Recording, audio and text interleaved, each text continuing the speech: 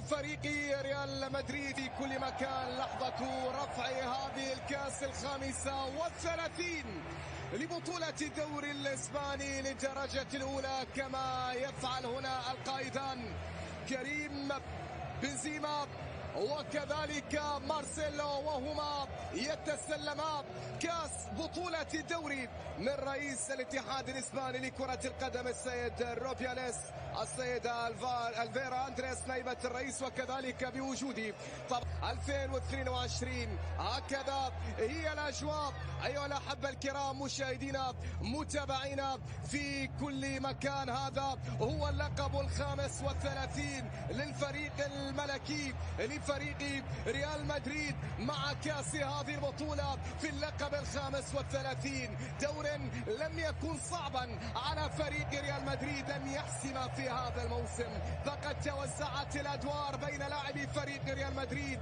دوري حمى فيه كورتوا حصن مدريد، قاتل بفدائية ألابا، ميليتاو أو حتى ناتشو، مندي كان أمينا على ميسرة مدريد،